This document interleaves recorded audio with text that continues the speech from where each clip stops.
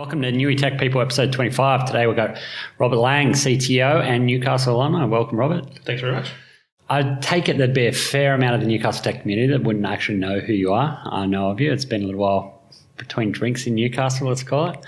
Give the listeners a quick overview of who you are, what you've been doing. Yeah, sure. Thanks for that. I got my PhD at Newcastle, I got my bachelor's as well, but my PhD in computer engineering at University of Newcastle in 1996, and then headed overseas to work in Silicon Valley for 10 years for a number of startups, which we can talk about in much detail as you like, but also including big names like I worked at Silicon Graphics for a couple of years when they were big, and then as they sort of started to fall out of the consumer market, I worked for NVIDIA for a bit, again doing computer graphics. So my PhD is in computer hardware, so I started my career as a chip designer, and when I moved back to Australia, there's less of a hardware scene here, so I moved over to managing software. Yeah. And probably my most successful role in my career is with an Australian company called Smarts, that was a startup that developed software for analysing capital markets, so trading on stock markets, and identifying bad behaviour, so identifying people who are trying to manipulate the market, who are doing illegal things on the market. Oh. So we were the world leader in that space, and NASDAQ, the US stock exchange, bought us in 2010. And then I stayed on for another 5 years working for NASDAQ in the Sydney office and continuing to run Smarts from that perspective. Yeah, right. So a broad range of startups and big companies, all in the technology space, starting out as technology developer, moving into technology management, and more recently CTO roles. Wow. It's a fair old journey. Yeah. If we wind it all the way back, how'd you get into technology to begin with? I think it's a fun story. So when I was in primary school in year 6, our country school in South Australia, so I grew up in South Australia, country school, and I was an academically smart kid, and I used to finish my work early, and then the teachers would have to find things for me to do, and they got shipped what was called a VIC-20, which was one of the early personal computers, and that was shipped to the school, but the teachers hadn't received any training. Yeah. So in one of my classes, the teacher just said, go to the staff room, unpack the box and figure out what this thing is. So I didn't know what a computer was, and the teachers didn't really know either. And so short version of the story is I convinced them to let me take it home because it was too complex for me to figure out in a couple of classes at school. So took it home and spent all my nights and weekends figuring out what it was, and then eventually, before I left primary school, ended up teaching the teachers what it was and how to use it, and just all from reading the manuals and figuring out stuff. Oh, wow. So I was kind of 11 years old, I was hooked. When I went to high school, similar story, but with Apple IIs. They got shipped something like 15 Apple IIs, and I asked the computer teacher, who didn't know about computers, but asked the computer teacher whether I could set up the computer room. So me and a friend spent the weekend setting up all the computers, and they let me take one home so that I could play with it as well. And that just sort of built from there, just a general interest in computers. Yeah. When I was preparing for university, we did a tour of one of the universities, and I saw people in those white suits behind glass doors working on circuits. And when we were told that those people were actually building computers, I just thought that was the coolest thing I'd ever heard of, because I had spent, by then 5 years or so programming computers, but I was like, how do you build a computer? Yeah. So I headed off to do a computer engineering degree at the Uni of Newcastle. Wow. Yeah. And then let's go to the university degree. How was that university degree at Newcastle? How did you find that? Yeah, no, I thought it was good. It had everything I need. I was lucky enough to get a scholarship from BHP in my first year that paid not only for my tuition, but also every summer I had a guaranteed job working at BHP, and I was lucky enough to be kind of ahead of the curve because I was sat down with experienced programmers who were teaching me to program industrially before I was learning the subjects in university. So that was really helpful, and a really good start, I think, to a career, being able to hook into industry early. Perfect. And mate, on that topic, because I think that's I guess it's something that's happening a little bit more commonly now, and it's probably it sounds like a lot of people's opinion that it is the future, or is that mix of pure education or formal education and practical experience? You obviously sound like you had a positive experience doing that. Yeah, definitely. I mean, early on, I learned how important it was to be industry relevant and to be linked to industry. When we jumped to where did I go after my PhD, it really headed me back into industry because I felt like it was more interesting to be doing real things where your software or hardware or whatever you're building is actually being used somewhere. Yeah, versus, not that I'm speaking bad about research, but for me personally, research was always, let's think up a crazy idea and it may or may not have some relevance. It might be very, technically smart and it might be very hard for some people to comprehend, but it also might have no practical use in the universe. So I was more torn to, wow, I'm building, talking about my smarts days, when I walked into a room in a stock exchange in India and there was 30 terminals all running smart software with people actively sitting there surveilling the market, that was cool. That was like, whoa, our software is really doing stuff. Yeah. We're not just building this stuff to earn a wage. There's actually real stuff happening. No, I completely agree. I think it probably accelerated your learning as well, right? Seeing what you're building and how's it actually working in the real world. Yeah, absolutely, 100%. Yeah. Is that, if I had to ask your thoughts on the future of education then, would you think you've obviously done your PhD as well, thoughts on future of education? Do you think it'll continue to go more of that mix between industry and pure learning, or what's your thoughts on what you think would be beneficial? It's a bit of a two-pronged thought process, I think, because I think that, if you're just talking about the future of education, I think we can all see that self-learning, is becoming more and more prevalent and pretty amazing. Yeah. You can think of any topic, go online, and there's masterclasses. There's literally a site called Masterclass which I've subscribed to, where you have things like Gordon Ramsay teaching cooking. Yeah. Right. And it's like a whole course of that. And access to information is becoming just so prevalent, and the actual best people in the world teaching this information. The proper experts, like the real people. Steven Spielberg teaching how to be a director, things like that, right? So the access. So I think the future of learning is that sort of self-guided but still expert learning. But that said, I still personally, and that may well be my experience and my age, just see the link to industry to be just so beneficial to anyone's education. The more that you can apply it to the real world, the more that you can be applying it in an industrial, or commercial application, I think that, as you said before, that accelerates your learning. It certainly seats your learning. It makes you understand, I'm not just learning numbers and equations, I'm actually learning what they're for. I'm actually applying them. Yeah. And then so it's like the practical experience served you better going back into the education as well. So it was a two-pronged, I guess, benefits, right? Yeah. Nice. You mentioned before, career-wise, is taking you to the US. And Newcastle University, career's grown into the US and then back. Mate, I'm really interested to hear that. Really interested to sort of hear people's career journeys and how that come about.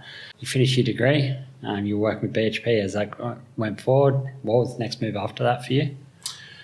So, although I had a good job, programming at BHP, the thing that frustrated me when I finished my undergraduate, which was equally my kind of mistake, I guess, in some sense, is that I felt like I knew a fair bit about software, but I still kind of didn't really know hardware. And then remember that story that I mentioned about the guys in the white suits in the room? So I'd done a lot of software. I'd learnt the theory of hardware, but I hadn't kind of applied it. And there was a professor who I knew at the university who wanted me to do a PhD. And I very realistically said to him, I don't think I want to do research as such, prefer to do industry. And just through chatting, I had mentioned to him that, I was really wanted to do more hardware. Mm-hmm. And so he said, look, if you come and do a PhD, I'll let you design the chips that whatever you're researching and figure it out. So I jumped back into doing a PhD because I still had this desire to build some hardware and do some research. So my research was about parallel computing, but I had an element of it where I was allowed to at least design up the circuits and simulate them in software. I didn't get to produce them because that costs kind of hundreds of thousands of dollars. But yeah, that was the direction I took. Really, was this is just me on a path to hardware. Yeah. Still. Yeah. Nice. And I think it probably puts you in a unique field. I think a lot of people do select hardware or software these days, right? No, as I said, not in Australia. Yeah. Like, it's not a big industry in Australia. But obviously, in Silicon Valley and in the US and India and so on, there's still we still need hardware to run our software on. So there's still a significant amount of graduates in those areas. Yeah, nice. So then you finish your PhD.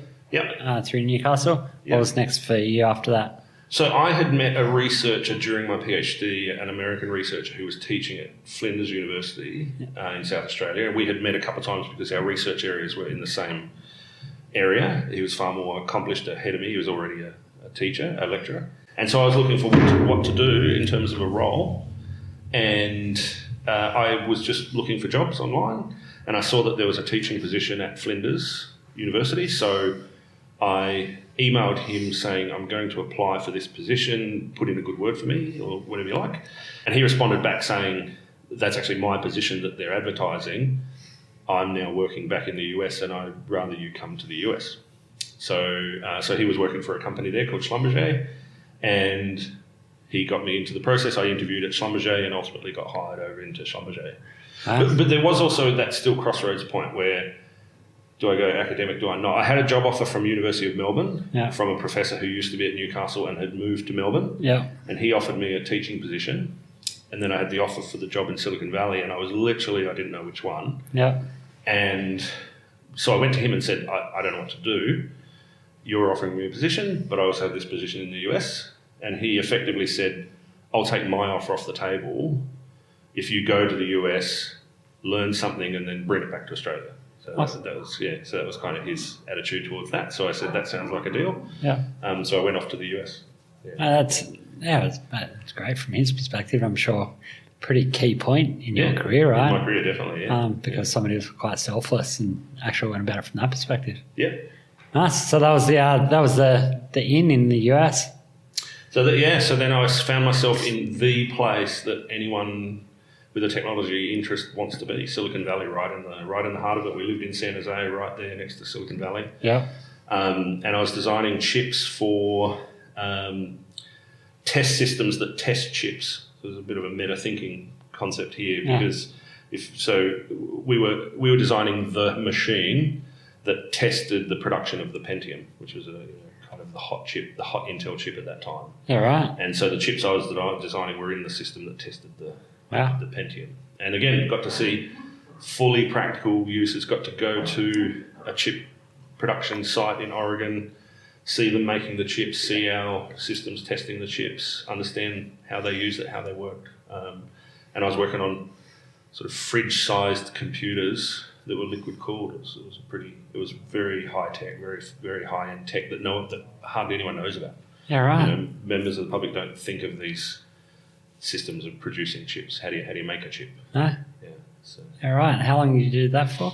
So I was there for 2 years. Yeah. And then I got a job offer to Silicon Graphics to go and work on the next generation graphics machines. And part of my PhD had been focused around computer graphics and image processing, so it was kind of back more in the direction of my PhD. So there was yet another good opportunity because Silicon Graphics was kind of still at its height. It started to fall after that as a company in terms of a leader, but it was still the hot place to be to do computer graphics. Wow. And so we were working on, unfortunately, a system that never saw the light of day, but we were working on kind of the next generation graphics system that got sold to NVIDIA and became technology that's in NVIDIA's systems today. Wow. So if you have an NVIDIA graphics card, that's all sort of came from what the guys at Silicon Graphics were doing.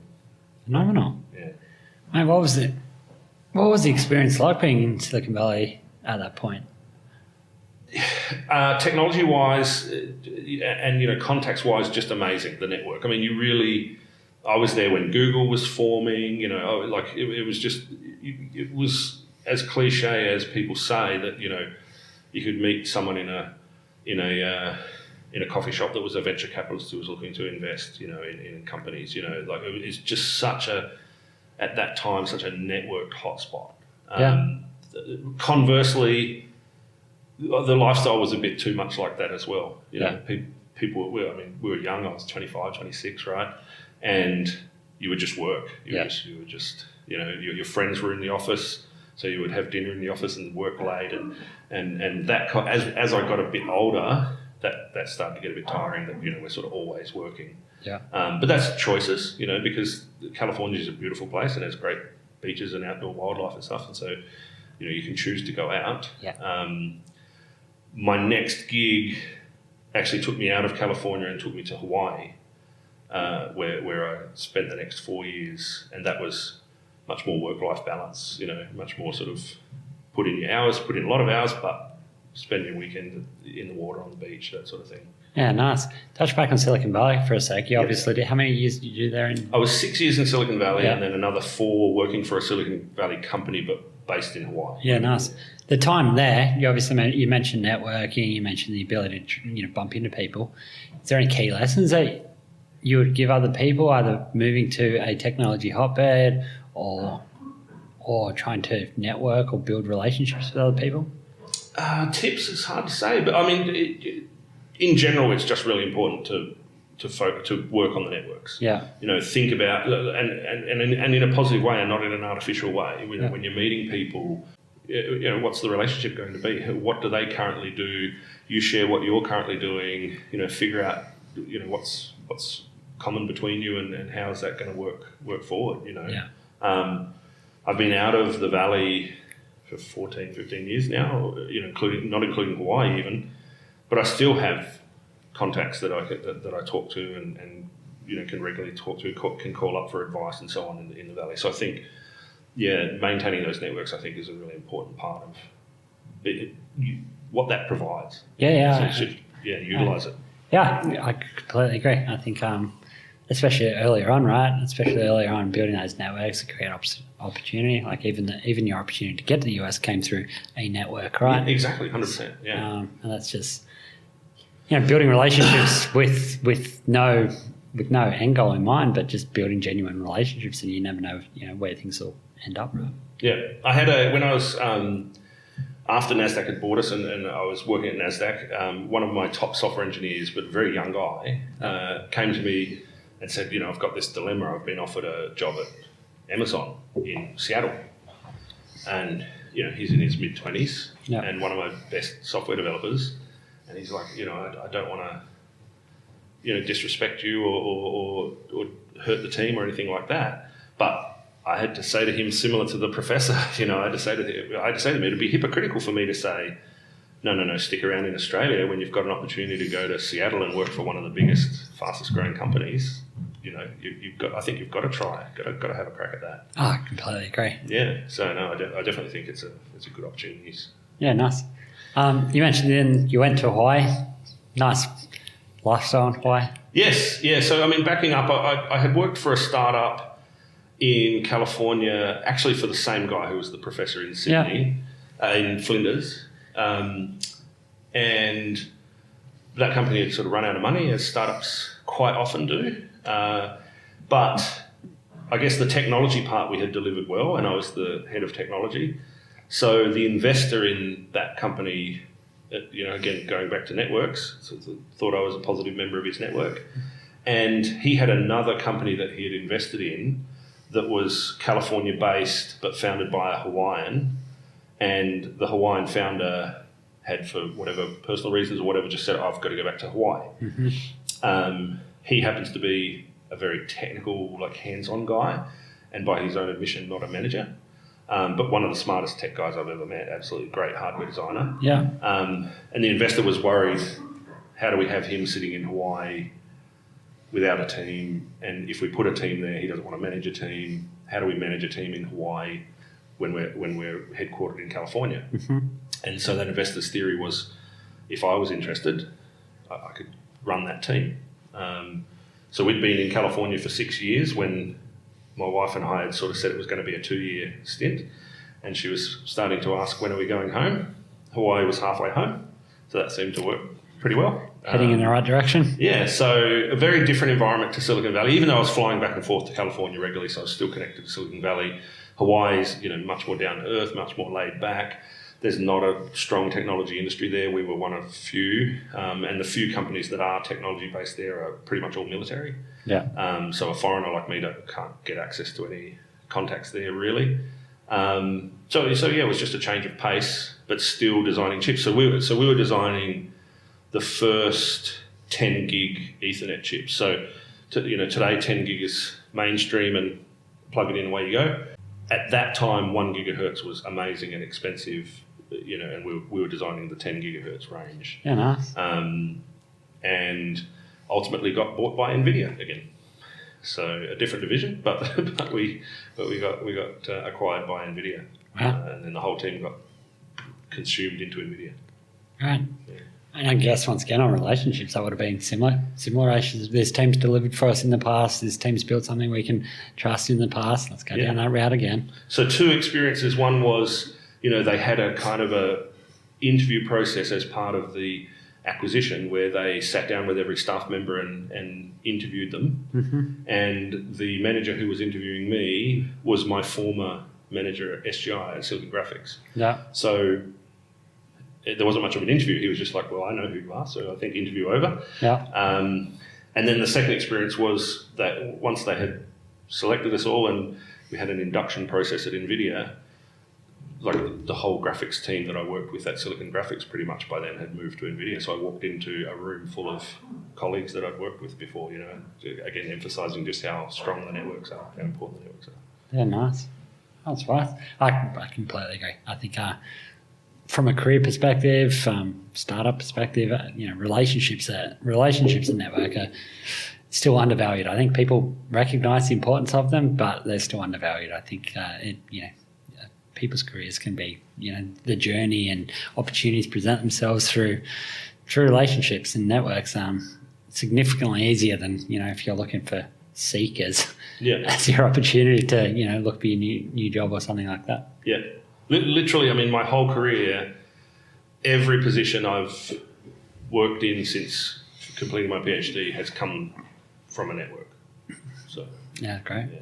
So you did Hawaii, where you eventually made it back to Australia? Yeah, and NVIDIA acquired us. They kept us open for a while, but eventually they wanted to move everyone back to California, understandably. Then that was my opportunity to come home. Nice. And I started to work for another company, which not many people would know, called Agear. And at the time, it was a US company, but had an office in Sydney that was designing the first 3G chipsets. So again, we're going back in what seems like history, but it's only not that many years ago. 3G was not yet a thing or was becoming a thing, and we were developing chips that were ultimately going into Samsung phones that were doing 3G communications. Nice. Sounds good. Wasn't as exotic as the graphics. Computer graphics is more visual and easier to explain to your relatives. Explaining that you're doing a chip in the phone that talks to 3G is a little less exciting, but it was still high tech. It was still complex, and it was being done out of Australia. Yeah, nice. There seems to be a lot of that built around the hardware side of things, and then you have moved into software most recently. How did you go back from that hardware? I know you had a background in both software to start with and down the hardware route and then sort of back to software. How did where'd the next journey go? So somewhere in that transition, hardware design at the level that I was doing, which is what I would call is purely digital. So sort of hard to explain. There's a lot of analog, there's a lot of electronics going on. But at some level, the electronics is sorted out by engineers who are better at electronics than me. And what I'm doing is just designing digital logic on top. And what happened is all of the tools and processes converged. So it actually became a lot of the hardware developers at Silicon Graphics when I joined were software developers who were just making the switch. You have to think a little bit differently because you have to think hardware, but the tools had really converged. You were writing in a language that was, similar to current software languages. You were using compilers and you were using tools that were very similar. So sort of by the time I get back to Australia, the actual process of developing a digital logic chip is not that different to software. Yeah. The production is very different, but the actual tools and processes is the same. So moving over to software as a manager, as a developer, it'll take a bit of work, but it's also not that hard. But as a manager, it's really easy. As a manager, you just have to produce components and functions and organise how they get produced. So it was a good benefit of just the way the industry developed. I think that was able to sort of make me able to move between hardware and software at that level. Yeah, and then you're just rolling with it. Nice. Yeah. What was the opportunity back in Australia? Did you move back to? So I moved back to Agear first. Yeah. Spent a couple of years there. Then they shut down the Australian office there. Mm-hmm. They actually shut down the whole company, but first Australia. And I have this long-time friend who I met in university. So back to networks again. So a good friend of mine who I met in university, Andreas Fursch, and he was running this company called Smarts, and he needed a CTO, and he had constantly been harassing me to come join the company, and it was something that I didn't understand because I wasn't a fintech guy, I wasn't a financial guy.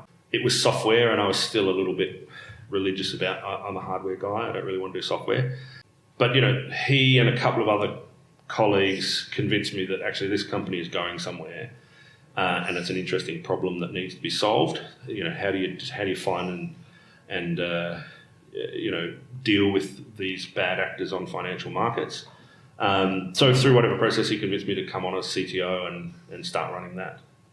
And it was actually, so Smarts itself was a company that had proven itself with exchanges, so stock exchanges. Yeah. But Andreas had the idea to market the same software to market participants, so like brokers and banks and so on, so that they could do their own internal compliance before the watchdog hits them with fines and so on, right? And also they can show to the watchdogs, look, we're doing everything we can to do the right thing. So the idea was repurpose the software and sell it somehow to the brokers and the market participants. So I took on the role of CTO of that spin-off company, but very quickly Andreas and one of the founders of Smarts, Mike Aitken, they realised that it didn't need to be a spin-off. These two could go together. So I was moved over to be CTO of first both entities, and then the entities merged, and then the overall entity. And then ultimately that's what we ended up selling to NASDAQ. Wow. From there, yeah. What was the experience like? So I have massive interest in around a startup scene. Obviously, this growth, the end goal for a lot of startups is an exit. You've been through a couple now. What was the process like selling to NASDAQ? Lots of diligence, lots of due diligence. So my part of the process was being locked in a room with some of their smart tech people and just answering whatever they could think of. So starting with drawing diagrams of the system and bringing in the key developers, the real experts who knew the code and knew the different pieces, and then whatever they wanted to ask to basically validate that what we had was real. That was kind of my key part. So while a lot of the business stuff was being worked out, finances being examined and all that sort of stuff, we were just basically describing everything we could about the technology. And as you say, I've been through a few of those, and I've even been through some that have failed and can't talk about. But it's always that process of, someone is going to have to put their hand on their heart and say, yes, I believe this is real. Yeah. So they're going to interrogate you as much as they need to get to that. Yeah. But what we had was real. So to us, it was a couple of techies, having a beer, right? Like we're just telling you how cool our technology is. Yeah, nothing to hide, right? No, nothing to hide. Yeah, just here it is. Here's how cool it is. Here's why it works. Yeah. And here's why ours is better than the rest. So yeah. Nice. I think that's an interesting process, and obviously, you've got it sounds like a pretty good experience, especially through some of those successful ones. But it is that end goal, and I guess there's not too many people get to experience that successful exit. Yeah. So one of the things I didn't mention about my background as well, or currently, is so I was involved in a cooperative research centre. Are you familiar with CRCs at all? No, CRC. So I'll probably be really bad at explaining it, but it's a government and industry funded research centre, and it's like CSI, right? Yeah, no, it's like it's a separate program. Yeah. So cooperative research centres, CRCs. Yeah. Basically, there's an opportunity at a certain time for you to pitch your idea as a CRC, which has to come with all the business planning and all that sort of thing. And if you can get industry to put money in, the government matches it dollar for dollar. Yeah, right. So Professor Michael Aiken, who founded Smarts, also founded so there's CRCs on all different topics: health, mining, Antarctica. I can't name them all, right?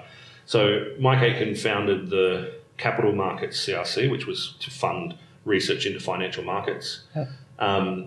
We've been running for 3 years. I've been on the board of that for the past 3 or 4 years. Yeah. Recently left when CMCRC merged with another organisation called Circa and became the Rosetta Institute. And then they formed a new board, and I'm off the board of the CRC. But I'm still on the board of what's called Capital Markets Technology, and we have a small investment fund to invest in early stage startups. Yeah, nice. And so we've invested in 4 or 5 companies to date over the past 3-4 years. Yeah. And the reason for bringing that up is, as we're talking about this diligence process, this is me on the other side. You're sitting on the other side of the fence. Exactly, yeah. So we have a filtering process, so really smart guys who do the first contact and bring the board the interesting opportunities, but then there's the opportunity for us to do that process, and I can understand the technology, and we can all understand the business model and the future and all that sort of stuff. So it's been really fun for the past 4 years to be on that side of the fence as well. I bet. And investing in the 3 or 4 that you've invested in Australian companies? Yes. Yeah, perfect. Yeah. Oh, mate, I'm sure that's exciting as well. Yeah. Exciting getting to hear some new ideas and new companies and new opportunities, I bet. Yeah, yeah. And this group, I mean, the other people on the board are far more experienced people than me, which is also good to just be in the room with them. Like people like David Skellen, who's the inventor of Wi-Fi. Yeah. It's pretty fun to hang out with him. It's just good to watch their processes, because this particular group of people, in my experience, they're very open to coaching. So a bad proposal comes across our desk and you're not just kicked to the curb. There's feedback. Basically you'll have someone who's very experienced at building businesses in Australia and around the world, and they'll tell you, this is what's missing. This is why we're not taking the next step with you, but this is what you need to work on next. That's phenomenal. Yeah, and I think that's really unique about CMT, the way they work. You get that kind of good feedback. I've certainly seen pictures at startup conventions or even I've been involved in some to VCs where you just get told no thanks. Yeah. And that's it. You don't know what you did wrong. You don't know what was, whether they were just not interested. You don't get any feedback. Yeah, that's great. It's great that the people at that sort of senior level are prepared to take the time to put that back in. Yeah. Oh, that's great. Wow, just takes me on a completely different tangent. I think that'd be a great wealth of people, especially in the tech world, that would love to be sitting on a board, investing in other tech companies. How did that come about? You obviously mentioned network again. Somebody you had success with that same group of people. That's how that came about again? Yeah, it's just the same network of people. Mike Aiken, Andreas Fursch, David Skellen, these guys. I'm just sort of part of their network, and so when something pops up that they think suits me, they talk to me about it.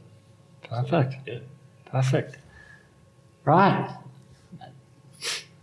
Same time running that, most recent role of CTO, in around that finance space again. Obviously, your successful exit in that space, worked for NASDAQ for a bit after that. Was it 5 years? 5 years, right? Yeah. And then left NASDAQ.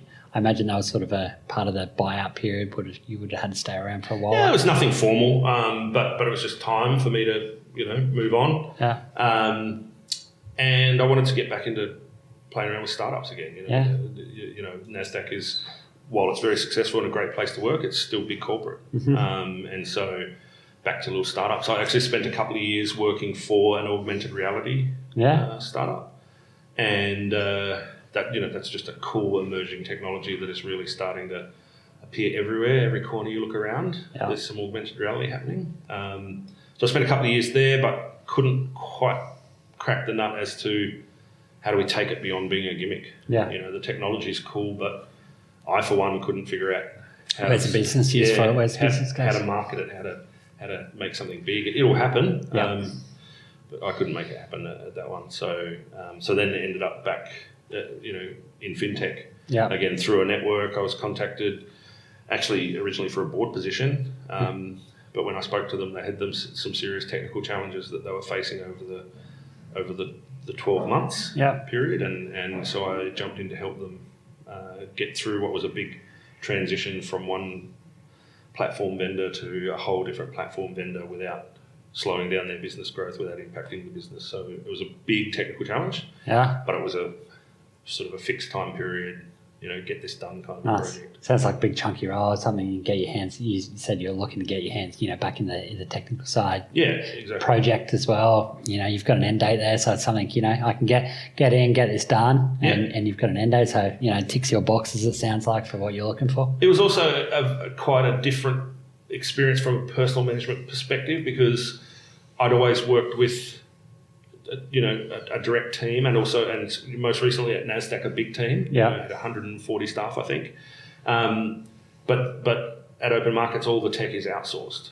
So I'm no longer, during that time, I'm not managing people, but I'm managing vendors. A vendor in India, a vendor in Vietnam, a vendor in Brisbane, a vendor in Sydney. And so I'm managing those vendors, but I'm not having to deal with personnel, hiring and firing and HR and all that kind of stuff. So it was just an opportunity to take a different look at how to build technology as well. That's awesome. Slight tangent. You've worked at startups, obviously very small from the ground up. You've worked in really big companies like NASDAQ. You mentioned managing in the hundreds of people. Where's, from a team management perspective, they obviously vary in size, but if you had to provide some advice or your key learnings in around how to manage teams or get the most out of teams in technology-orientated companies, any advice? Yeah, I think that the key thing is having a clear direction and making sure everyone knows the direction and is heading in that direction. And it sounds kind of blunt, but you have to deal with anyone who's not pushing in the right direction as quickly as possible. That doesn't mean necessarily fire them, but it means get them pushing in the right direction, because that's the only way for small teams. That's the only way to get the positive results you need, which is so critical for a startup. But for big teams, it's such a source of distraction, because it starts to hit people on different levels. Some staff members who are pushing in the same direction start to be saying, how come he gets to swing off in the wrong direction? Like, well, who's doing, so it starts to affect them.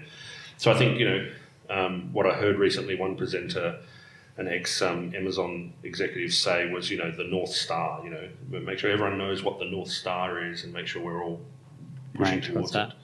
I think that's probably the key thing. And so even when you're hiring, the hiring process not only should test people technically and test their fit for joining the team, I feel like you should test a little bit how do they respond to directions of which way are we going.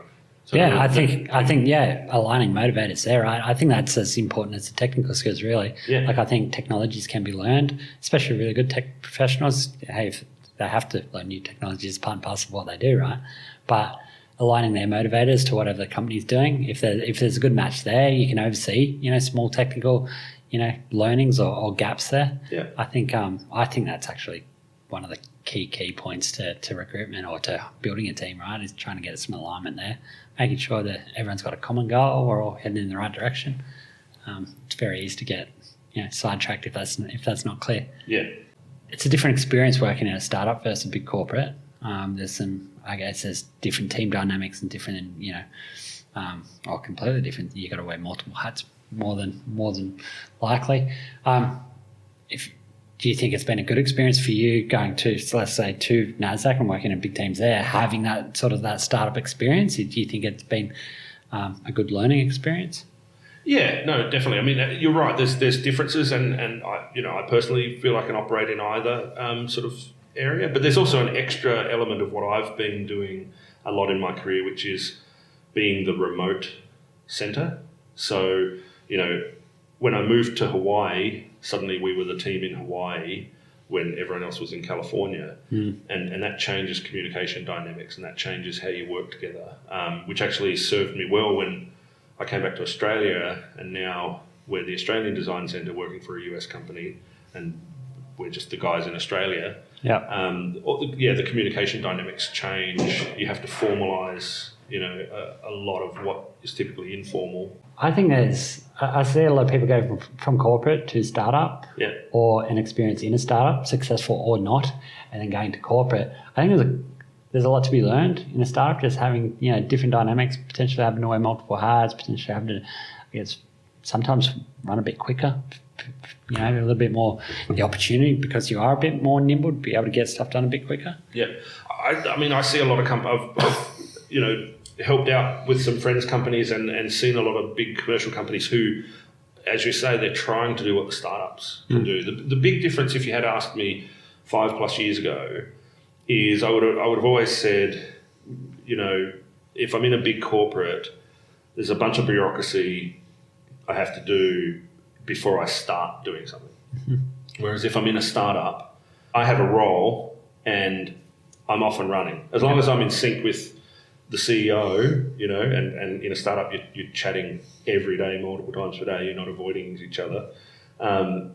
You're just off and running. You're not thinking of, do I have permission to do this? You're obviously thinking, do I have budget, and what's this going to mean for the business and so on? But it's sort of much more direct. And what you see now over the past 5+ years is, the big companies bringing in the consulting companies to say, can you create an innovation hub for me? And they're just being told, autonomy, right? Like, giving people the right. I mean, the whole agile development movement is really about putting in processes, when you're saying there aren't that many processes, but you're putting in processes that give autonomy to people. Again, they know what their North Star is, and they also know what their piece of it is, and they just get to go do it without too much bureaucracy. Yeah, I completely agree. I'm running all different directions. I got down this startup route, which obviously interests me quite a bit. We're having a chat, new tech people.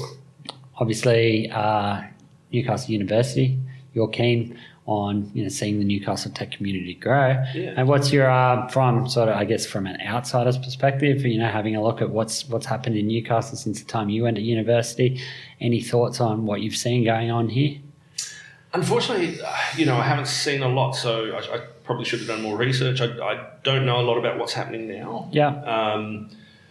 Certainly back, late 90s, there must have been something going on right, and we weren't really thinking about it because my sort of alumni group, are all overseas, or either were or are still overseas, and a whole chunk of us are still close contacts, and everyone's doing something, big around the world. So I think there was definitely a hotbed at that point, and I can only assume that it continued. I haven't really followed. Yeah. So sorry, as I said, I need to get connected back into the university, and I do want to. Yeah. I just haven't, had time. No, I think you're right. I think there's definitely been a trend for people to graduate and had to go elsewhere for opportunity, right? A lot of those opportunities within technology were internationally. That's across Australia, even not even just Newcastle specific. But I think in Australia at the moment, there's more opportunities, in successful startups as well, or successful companies, tech companies, or just normal companies within tech teams, in Australia, so people don't have to go internationally. Yeah. And I think on a smaller scale, again, that's happening in Newcastle. More opportunity for local people graduating to have opportunity here, which they might not have otherwise had. So I think, Newcastle's on a smaller scale to what's happening in the capital cities in Australia, which is good. It's good from a growth perspective. I think the challenge is being close to Sydney. Is that you've got to figure out what the draw card is out of Sydney. And personally, I think the answer is going to be lifestyle. Less crowded beaches and less rat race. But I think what probably has to happen is for some big corp to put their money where their mouth is, to put a centre here. Okay. If you think about the US examples, you've got Oregon, which is called the Silicon Forest, which is 1.5 hours north of Silicon Valley. They succeeded, I think, just because Intel decided this is a place to put a factory. Yeah. And then all the support had to build up around them, and suddenly, I don't know how many employees Intel have in Oregon, but it's probably more than 10,000. Yeah. But they just made that decision to just go out of Silicon Valley to get the space that can offer the lifestyle, but can offer them reduced salaries, because it's not in the big city. So we probably need to figure out some way to have someone do that in Newcastle to make that draw. I agree. I think there's only two ways. It's either top down or bottom up. It's either having a startup here grow to a significant engineering team and really build from within, or the big company coming and setting up either, even if it's not their head office, their secondary, a secondary office in Australia, their major office in Sydney, Melbourne, Brisbane or something like that, or their secondary office here, and hiring an engineering team of 100 plus people and building on the back of that, because as you said, it's not only that team there, but it's, the support for that as well. I think they're the two avenues. Yeah. They're equally difficult, but their lifestyle's the selling point, right? I think housing affordability and lifestyle, a lot of the sort of the more senior talent that we're drawing back to Newcastle is those people that are either recently married or about to have a family, looking for a backyard maybe want to have a pet so they can run around in the backyard, or they're having their second child and moving out of an apartment in Sydney or something like that, and looking for that sort of lifestyle. Yeah. I can buy somewhere with a backyard and a little bit bigger place. Yeah. And that's definitely the selling point. You've had a lot of success, obviously, in your career. From a day-to-day productivity standpoint, how do you run your day? How do you, when you're in a CTO role, managing significant amount of technology as well as people, what's the best tips you've found from a productivity standpoint? Okay, so one of the questions you'd sent through was, what is your one productivity tool? Mm-hmm. And I thought if I can only have one, it'd have to be the G Suite, Yep. right? Because I've got Gmail, I've got Google Docs, I've got Google Sheets, I've got everything I need there. It's not very sexy in terms of one tool, but it's the tool I spend the most time in probably. Yeah.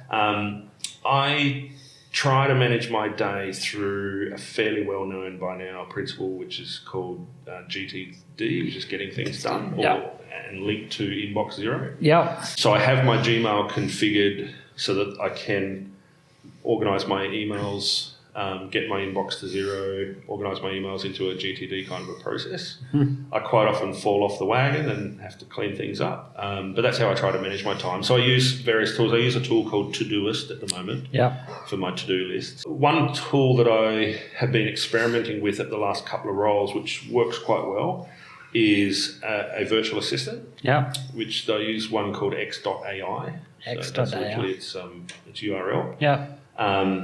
And you get given, so when you sign up, you pay something like $10 a month. Yeah. And you get assigned an AI assistant who manages your calendar and is linked into the calendar. Yeah. So you literally just copy, so you can either have Amy or Andrew, depending on your preference. So I have Amy, and if someone says to me, hey, Rob, can we catch up next week for a bit of a chat, just need an hour of your time, I can reply and say, sure thing, Amy, copy Amy into the thing, and then say, Amy, can you find a time for us to meet?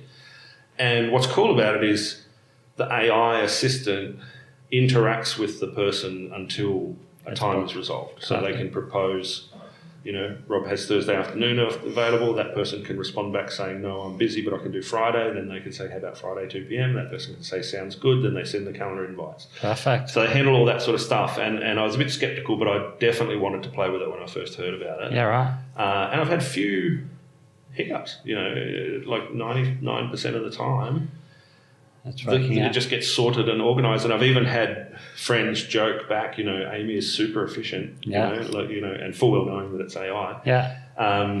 So that's one cool thing that I've been playing with. And it's amazing how much time that saves. And I never had, so far, I've been using it for 2 years, I've never had anyone have any negative response to it. I had people, when I first proposed it, actually theorised that it was kind of negative. Isn't that a bit impersonal? You're handing off to an AI assistant. Well, but when I've worked at big corporations, I've had a personal assistant, and he or she would organise my calendar. So this is just an AI doing it. Yeah. But I was expecting some people to say it's a bit rude, you hooking me off to an AI. Yeah. But as I said, I haven't had anyone, at least verbally, tell me.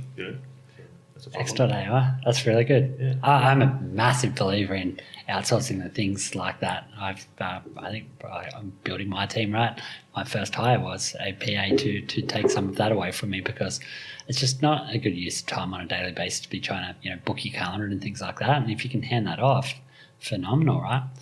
And something like that for $10 a month, or even if it's a little bit more expensive than that, it's really accessible for everyone, right? And if you've got two bots talking to each other, they should be able to sort that out relatively quickly. Yeah. And it's easy for everyone. It's now accessible. And that was the thing. I think in the past, either they weren't smart enough to be able to do that, or, you'd have overlapping things, or I'm in Sydney for this one and I'm here for this one and I can't get between the two. But I've seen them work quite well to say, hey, you can't actually go back to back on that because you've got travel time and things like that. So now it's accessible and smart enough that there's no reason why nearly anyone shouldn't be able to use those, right? Yeah. No, the first, early on in using it, one of my colleagues, he got the discussion, and then he emailed me on a separate thread saying, what the heck is this AI assistant? And I sent him back the link and said, look for yourself. And his first experiment was to get it talking to itself, right? So he signed up and then responded to my request saying, well, Andrew can help find a calendar. And then you don't even see the email traffic anymore. You just see the meeting invitation appear on your calendar. Yeah, perfect. And you can even, you can change the settings, but even at the end of the week, Amy will send me a thing saying, here's what I did this week. I set up these meetings and you've got these meetings next week. And and this is still pending. This person hasn't responded yet. Yeah. Do you want me to chase them or leave it? Or, it's literally... That's great. It's the right entry point for AI for me. Yeah, perfect. Can you see AI being of greater use to you in the future in other forms? Yes, I mean, I'm a huge fan. Like, I'm definitely not the kind of person who's, thinking that it's all going to be Terminator and the end of the world. I think we need to be careful and thoughtful about how we're deploying the technology. And I'd love to be actively involved in that. It's an area of interest of mine. But I can just see things like this. When Google did their demonstration of the voice-based assistant booking a haircut for someone, and all sorts of people were appalled, I was like, awesome. That sounds great. Yeah. So, I mean, I think, any opportunity where it can be doing something positive, and taking negative things off our hands, why not? Yeah, I agree, man. I agree. From an educational perspective, non-formal education, is there anything you read, podcasts you listen to, either other blogs you visit frequently that you use to stay up to date with latest technologies or life, education, business? Technology-wise, I tend to sort of dig around Gizmodo and just follow the sort of top stories there. I do a lot of podcasts, listen to a lot of podcasts, but they're a bit... They're overlapping in some kind of a Venn diagram, but they're a bit out of my direct work area, more into my hobby type stuff. So one podcast I listen to every week is called The Skeptic's Guide to the Universe. Yeah, I highly recommend it. It's basically it's a podcast that looks at science and critical thinking, and so quite often that goes into technology. Quite often they'll be talking about a new technology and the implications of new technology, but they've also got a side of the skepticism side is kind of the side of addressing quack medicine and anti-vaccinations and negative things for which if people were just taught to think critically more, that there'd be a lot less of these problems. So that's kind of a big hobby of mine. So I like studying that, reading books about that, and listening to podcasts about that. Yeah.